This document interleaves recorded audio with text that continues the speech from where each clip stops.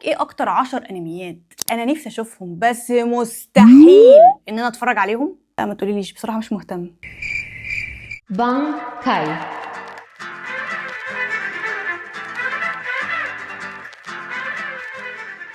السلام عليكم ورحمه الله وبركاته، في فيديو جديد. ازيكم عاملين ايه؟ اخباركم ايه؟ جه في دماغي انميات دايما الناس لما تيجي ترشحها لي او تبعت لي دي امز او تبعت لي حاجات تقول لي دينا ممكن تتفرج على كذا، دينا عشان خاطر تتفرج على كذا.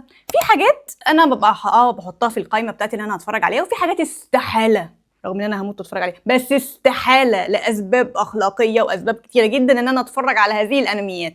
فتعالوا نشوف الانميات العشر اللي انا مش هقدر اتفرج عليهم حتى لو انا من جوايا كنت عايزه اتفرج عليهم.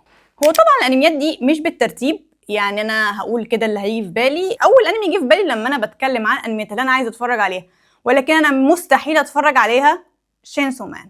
شينسو مان اول ما نزل جت نقد رهيب جدا على المشاهد الخارجه اللي موجوده في الانمي، وان هو البطل بتاعنا يعني معمول بشكل قليل الادب، البطل بتاعنا ما عندوش كرامه.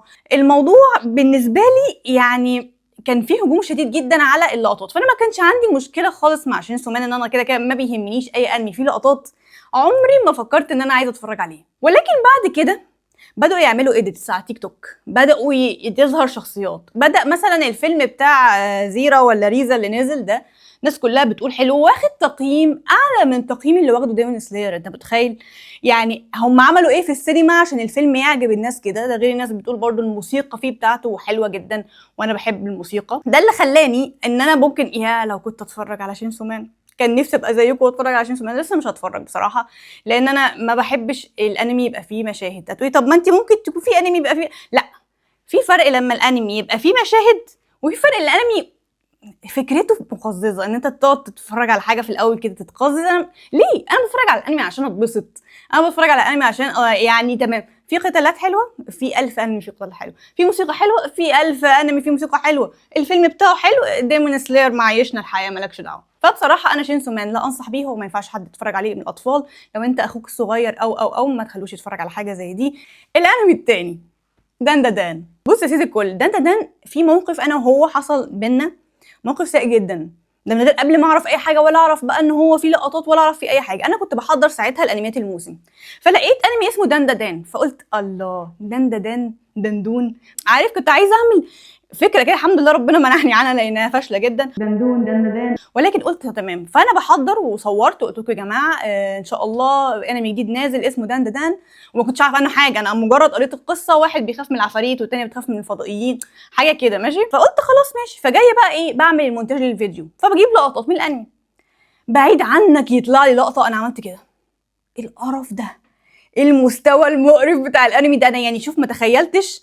فطبعا رحت مقصقصه الحته اللي انا اتكلمت فيها عن دان دا دان ده كلها ورميتها ماشي، وجبت انمي اصلا هو كان بلو بوكس، ولا كنت عارفاه ولا كنت يعني، قلت اي انمي يملى المساحه دي وخلاص. بس فدي المشكله اللي حصلت لي مع دان دا دان، اتصدمت فيه صدمه، لانه بص، مستوى قله الادب بيبقى عالي، مقرف، مقزز. في حاجات بتبقى انت مش حابب اتفرج عليها، وغلط تتفرج عليها، وحرام اتفرج عليها، وفي حاجات بتبقى مقززه بلس كل ده. فانا دان دا دان بالنسبه لي مقزز، ولكن كميه الناس اللي بتطبل دان دا دان، وقد ايه الرسم، وقد ايه القتالات، وقد ايه ان هو حلو، وقد ايه مش عارفه ايه، طب حاولي تشوفي، حاولي مش عارفه ايه، نو.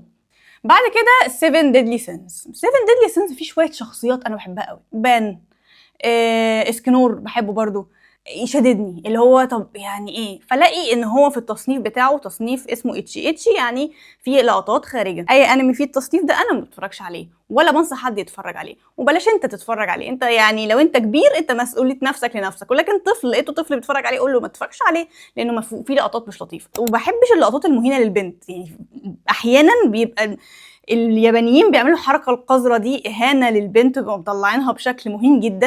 انا ما بحبش اتفرج على كده، انا بحب اتفرج، شايف البنات اللي انا بتفرج عليها هي دي. لكن انا ايه اللي يلزمني انا اتفرج على حاجه زي دي؟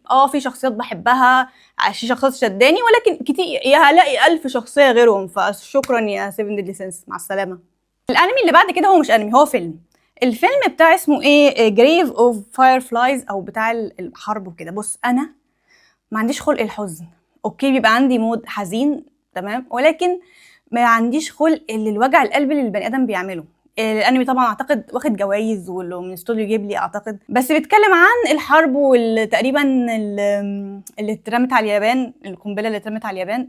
عمري ما بحب احس ان الانسان ده اقصى حاجه، اقصى مخلوق اتخلق على الارض، فما بحبش اشوف اللي البني ادم مرتكبه في البني ادم التاني. الفيلم ده من الافلام العظيمه جدا اكيد، ولكن انا ما عنديش استعداد ان انا اشوفه، وصعب عليا جدا ان انا اشوفه بصراحه. انمي كينجدوم من اكتر الناس اللي بتطلب مني في الحياه اتفرج على انمي كينجدوم، اتفرج على انمي كينجدوم، اتفرج على انمي، مش هعرف ليه؟ ما بحبش التاريخ الياباني القديم، والناس اللي لابسه كده وعامله شعرها كده ما بحبش خالص، والحصان ودرجن ونفايت بالسيف ما بحبش، مش ستايلي تماما. ولكن دايما هما بيقولوا ان كينجدوم من واحد من الانميات، حتى ان هو شغال دلوقتي، من ايام الانميات العظيمه اللي ليها جمهورها اللي الناس كلها بتستناها ومش عارفه ايه، فاللي هو ليه ما تشوفوش؟ يعني هو في حاجز انا عايزه اشوفه، بس انا ما بحبش الحربي والتاريخ القديم ومش عارف ايه، وناس تقول لك ده في الاجزاء الاولانيه الرسم تعبان بس هيتحسن. هو بصوا في مشاكل حوالين كينجدوم بالنسبه لي. فيري تيل من الانميات اللي قصتها تجذبني، اللي هو ايه، احنا جروب، يعني عارف زي وان بيس كده دلوقتي، احنا جروب كلنا مع بعض، اصدقاء مع بعض وعيله مع بعض ونحارب مع بعض وقوه الصداقه والكلام ده. انا بالنسبه لي احب الملل ده جدا، يعني انا اعشق الكلام ده. ولكن دايما كان بيقول يا جماعه فيري تيل في لقطات مش لطيفه خالص، مش لطيفه برضو من ناحيه ايه، اهانه البنت او اهانه الكلام ده، انا ما بحبش الكلام ده خالص وبيضايقني. فاعتقد ان انا هقفل منه، غير ان هو طويل جدا، يعني هو طويل، فانا ما عنديش استعداد، انا ما كنتش سايبه مساحه لاي انمي طويل اتفرج عليه غير وان بيس.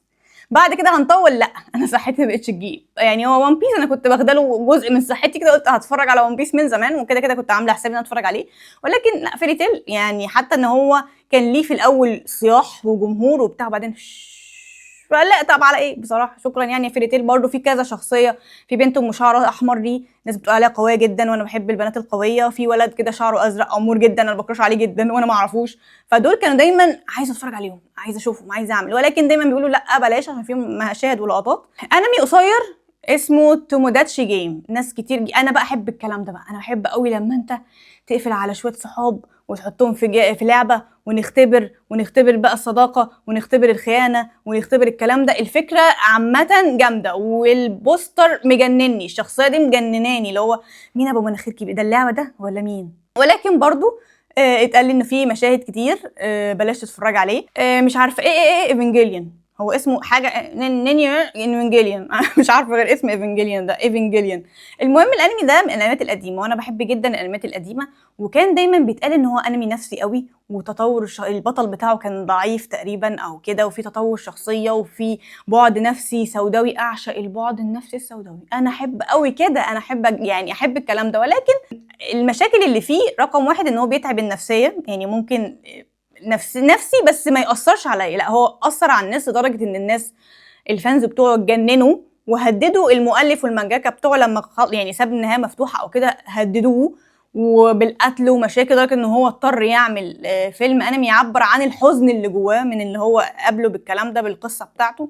فانت تخيل الانمي وصل الناس للمرحله دي، ان هم اوكي في ناس مجانين كتير، بس الانمي وصل الناس للمرحله دي ان هم يتجننوا ويهددوا الراجل بالقتل. الانمي ده فيه مشكله، غير ان هو ميكا او في اجهزه، انا ما بحبش اللي هي جراندايزر، هو جراندايزر بس، لكن انا ما بحبش بقى يلا جناح دوكاندام والكلام ده، ما بحبش الميكا خالص. الميكا ده تصنيف انمي بيبقى كل يعني بيبقى داير حوالين الالات والناس بتحارب انسان آلي وكده. فانا برضه ايفنجيليان يعني رغم ان انا حبي للرسم القديم، حبي الحاجه النفسيه، ولكن انا للاسف مش وبحب الاوبننج بتاعته جدا، الاغنيه كمان، بس للاسف مستحيل اشوفه، سوري. بيرزيرك كان دايما عندي فضول واسال احد اصدقائي طب قول لي قصه بيرزيرك ايه، بيقول لي مش لازم، لا مش لازم تعرفي، مش لازم تعرفي. فاللي هو جاتس متبهدل، وجريفيث ده يعني في اللي بيحبه مريض نفسي، كل لو مين جريفيث ده وليه اللي بيحبه مريض نفسي، وجاتس ده ماله؟ فاللي هو ما تيجي نتفرج.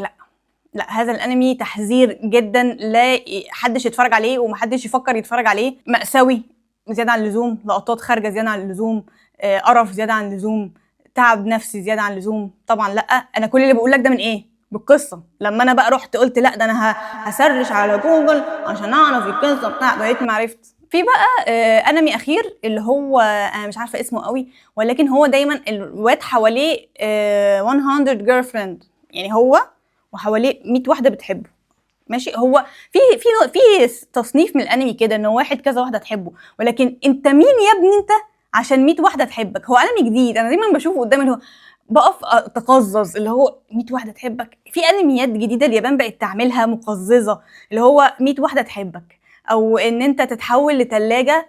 انا بفكر اعمل والله يعني حلقه على الموضوع ده، انت تتحول لتلاجة. يعني انت عالم الايسيكاي بدل مثلا تدخل لعبه وتفايت فور يور لايف مش عارفه، انت تحول تلاجة حلويات او تلاجة مشروبات. الحاجات دي مقززه جدا من اليابان، الحاجات دي بتضايقني، بس طبيعي ان انت عمرك ما هتقدر يعني كيابان تنتج كل حاجه حلوه، لازم تخرف، لازم تعك، فدي حاجات من العك اللي فيها. طيب يبقى احنا كده خلصنا الحمد لله. قلت لكم على الانميات اللي مش هشوفها، استريحت الحمد لله انا عشان استريحت.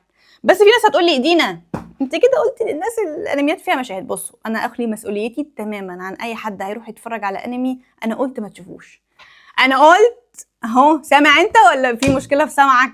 فاهم ولا في مشكله في دماغك؟ انا قلت ما تتفرجش على الانمي ده، في مشاهد. يبقى انت لما هتيجي تدوس على الانمي ده انت مسؤول مش انا، عشان ما تقوليش انا مش عارفه ايه. انا بقول لكم بس لو انت عندك اخ صغنن، عشان بصراحه الكبار ما يهمونيش، انا ما يهمنيش الكبار خالص، معلش انا اسفه. نولع كلنا، كبار يولعوا، انا مالي، انت مسؤول وكبير وهتحاسب له. لكن ما يبقاش طفل لسه مش عارف هو بيعمل ايه ومش عارف هو بيتفرج على ايه، بس هو حب ناروتو وحب الانميات الجميله الحلوه دي، ففتح اي حاجه واتفرج عليها، وحضرتك نايم كأب، حضرتك نايم كأخ، حضرتك نايمه كأم. فلا تشوفي الانميات دي، الانميات دي ما ينفعش اطفال يتفرجوا عليها وهم صغيرين. انت بقى كبير ما شاء الله وشنبك خاطط كده وفاهم، ودخلت تتفرج على حاجه فيها لقطات، انت تتحاسب يعني، ماليش دعوه انا بصراحه. وطبعا لو مكمل معايا لغايه دلوقتي اشكرك شكرا جزيلا، ولا تنسى اللايك والسبسكرايب لو سمحتوا، عشان الحلقه صعبه. شكرا واشوفكم في حلقات تانية كتير. باي.